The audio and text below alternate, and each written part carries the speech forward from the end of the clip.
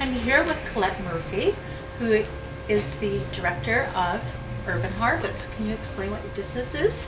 Well, we grow heirloom organic vegetables, herbs, and some native plants. We used to do more natives, but now we're almost all culinary. And we started the business in 1997, mostly because we really wanted urban gardeners in Toronto to have more access to really interesting foods and old varieties, and not just the run-of-the-mill that you could get in the grocery stores And at this that time. originally grew out of Food Share?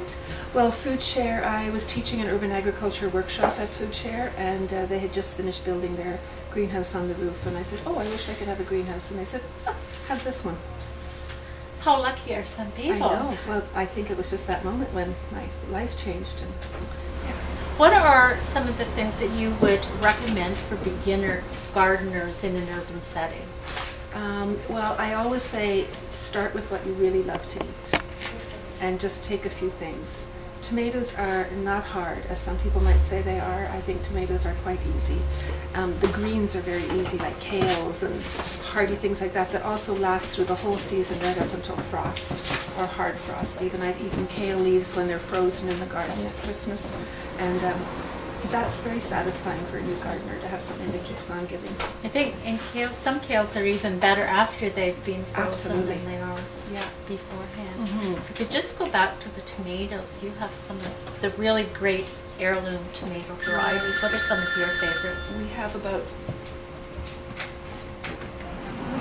50 different varieties that we grow every year, and we would grow more if we could, but we don't have the space in the city to offer more than that. My favorites, there's a plum tomato called Black Plum that I really, really love, and I always say if I could only grow one, that would be it, because it's so versatile and it's incredibly productive and delicious raw, delicious cooked, delicious roasted.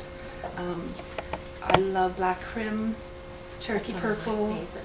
I tend to really, I tend to veer towards the really dark ones. It's like liking red wine or white wine. I'm a red wine drinker, and I'm a really dark tomato lover. And can you explain the difference between determinate and indeterminate? Yeah. And which is easier to grow? Well, the determinates are easy to grow if you have a small space and you want to grow in a pot, because they only grow to a certain size, they produce, and then they stop.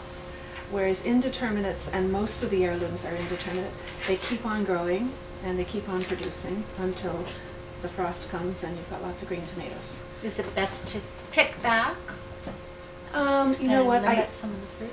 I find it really hard to do that. I find it hard to pull out extras when extras grow in the pots.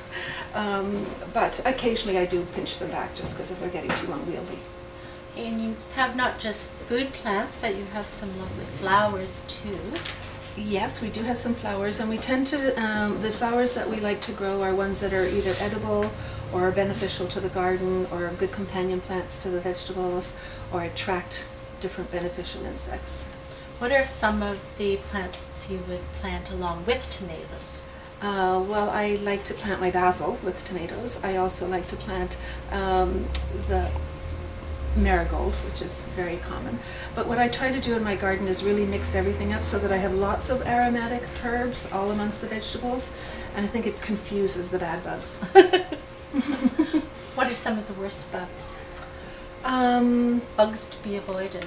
The only one that I really have a trouble with, and that I could say that I really have bad feelings about, are leaf miners. Yeah, they tend to, they get into the leaf and then they burrow and they start to eat it all away, and you end up with a very, you know, just sort of a film, a see-through leaf, and it makes them look ugly. Yeah. You also have some green fertilizers. Can you point out some of them and tell us what you do? Yeah, we have, well, this is one that we have, it's a mineral mix, and it's mixed up for a spice at the Mennonite farmers, and it's a whole bunch of different, it's kelp is the only plant in here, and then everything else is a mineral, and it just gives a really broad spectrum of nutrients for the soil, because when your garden, the plants are always taking things out, so we need to put things back. And I think all of our soils are getting demineralized, so we're firm believers in adding minerals. So is it as good for vegetables as for decorative? Yep, absolutely. And also kelp. We have kelp that comes from Nova Scotia, There's our little kelp. We've got some kelp that comes from Nova Scotia, and I've had several of my customers say that they couldn't grow peppers until they started using kelp. And it also builds really strong cell structure, so if any of your fruit's going to bruise less, it's great for strawberries. And also gives them a better shelf life. For anybody wanting to start a garden, where do they find your product? Oh, we do several farmers markets in Toronto, including the Witchwood Barns on Saturday mornings and Dufferin Grove on Thursday afternoons. Those are our two year-round markets that we do. You're at Riverdale some of the time. Sometimes we're at Riverdale, but we have a new location now that we're really happy about in Sororn Village. We're at 193 Sororn, and we've been really embraced by the community. They're great gardeners there, and so it's a lovely spot, a very old store, and owned by a very elderly woman who passed away earlier this year, and tried to keep it. She was a great gardener. And you're still at Grassroots as well? And Grassroots, and the Big Carrot, and Fiesta Gardens, several others. Thank you. Thank you very much.